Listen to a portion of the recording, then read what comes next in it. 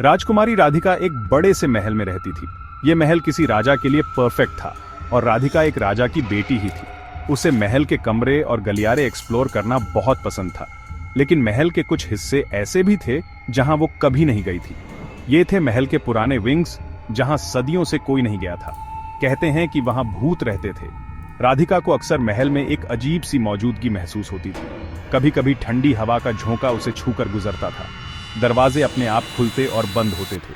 ये अजीबोगरीब घटनाएं उसकी क्यूरियोसिटी को बढ़ाती थीं, लेकिन उसे डर भी लगता था। वो हमेशा से बहादुर थी। उसने अपनी लाइफ में कई खतरों का सामना किया था, लेकिन महल के पुराने विंग्स में कुछ ऐसा था जो उसे बहुत डराता था। वो समझा नहीं पा रही थी, लेकिन उसे लग रहा था कि कोई उसे देख रहा है। महल के नौकर रात में भूतों के किस्से सुनाते थे जो गलियारों में घूमते थे। वे एक राजकुमारी की कहानी बताते थे जिसकी उसकी जेलस बहन ने हत्या कर दी थी। वे कहते थे कि उसकी आत्मा अब भी महल में भटकती रहती है, पीस की तलाश में। कुछ लोगों ने तो उसे देखा भी था। राधिका ने इन कहानियों को अंधविश्वास समझकर इग्नोर करने की कोशिश की, लेकिन मन ही मन उसे लगता था कि इन कहानियों में कुछ सच्चाई है। एक दिन राधिका ने महल के पुराने विंग्स को एक्सप्लोर करने का डिसाइड किया। वो हमेशा उनके बारे में क्यूरियस रही थी और वो खुद देखना चाहती थी कि क्या ये अफवाहें सच थीं। वो जानती थी कि उसके माता पिता अलाउ नहीं करेंगे, इसलिए उसने अकेले जाने का फैसला किया। एक रात जब राधिका अपने बिस्तर पर लेटी थी, उसने एक आवाज सुनी। ये आवाज धीमी और हल्की थी, लेकिन लग रहा था कि कोई उसका नाम ले रहा है। राधिका, आवाज फुसफुसाई। राधिका, मेरे पास आओ। राधिका बिस्तर पर बैठ गई और ध्यान से सुना। पहले उसे लगा कि वो सपना देख रही है, लेकिन फिर उसने वो आवाज फिर से सुनी। अब ये आवाज पास थी और लग रहा था कि ये महल के पुराने विंग्स से आ रही है। राधिका का दिल तेजी से धड़कने लगा। वो जानती थी कि उसे अपने कमरे में ही रहना चाहिए, लेकिन क्यूरियोसिटी और शायद थोड़ा डर उसे बाहर ले गया। वो बिस्तर से उठी और दरवाजे की तरफ चलने लगी।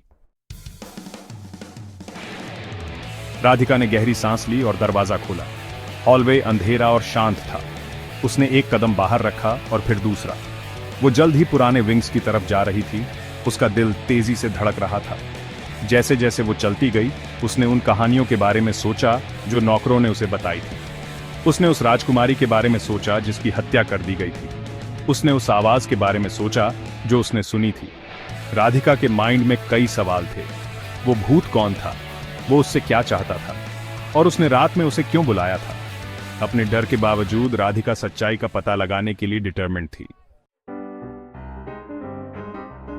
जैसे ही राधिका पुराने विंग में एंटर हुई, हवा ठंडी हो गई। छत से मकड़ियों के जाले लटके हुए थे और फर्श पर धूल जमी हुई थी।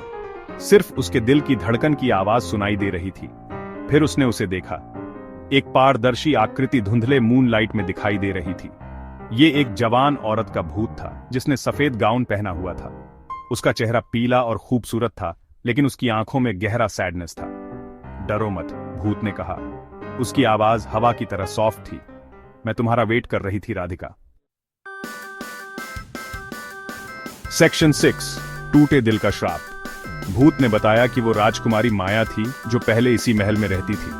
वो एक नौजवान से प्यार करती थी, लेकिन उनका प्यार फॉरबिडन था। मेरी बुआ मेरी खुशी से जेलस होकर मेरी शादी वाले दिन मुझे जहर दे दिया, माया ने बताया। उसकी आवाज में गहरा दुख था। इस अन्याय की वजह से मुझे इस महल में रहने का श्राप मिला। मुझे पीस नहीं मिल रहा है। इस श्राप को तोड़ने के लिए, माया ने आगे कहा। उसका हाथ एक मकड़ी के जाले से ढके टैपेस्ट्री को छूते हुए, तुम्हें मेरे प्यार के 3 टोकन्स ढूंढने होंगे। रूबी का नेकलेस, एमरल्ड की रिंग और गोल्ड का लॉकेट। सेक्शन 7, अंधेरे में सफर। राधिका ने माया की कहानी ध्यान से सुनी। उसे बेचारी राजकुमारी के लिए बहुत सिंपैथी महसूस हुआ।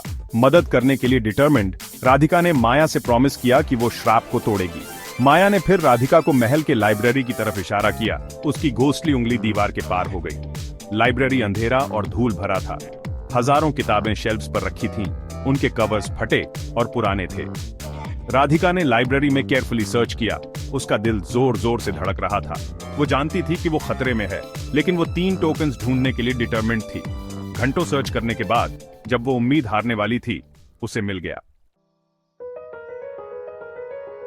सेक्शन 8, टिमटिमाती रोशनी।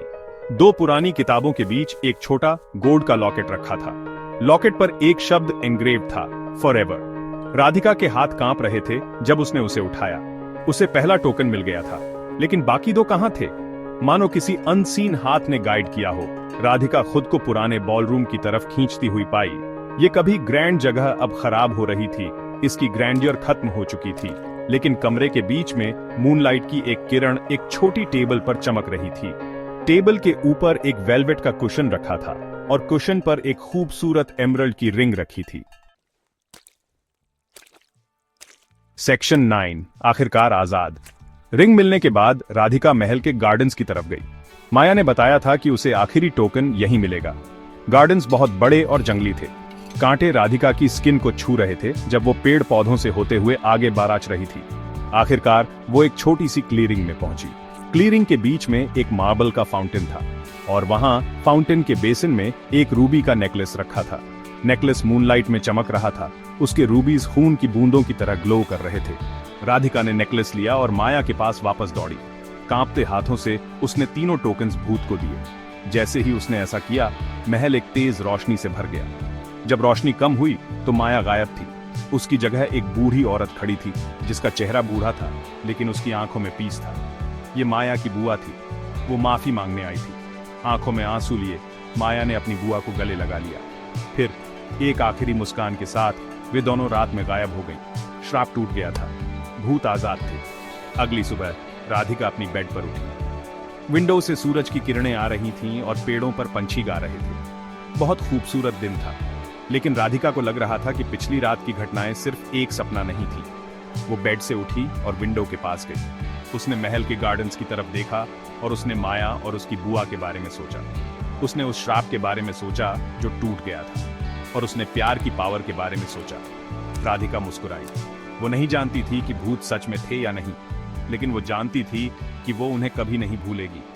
और वो जानती थी कि वो हमेशा उस रात की याद को संजो कर रखेगी जिस रात उसने महल के भूतों को आजाद किया था।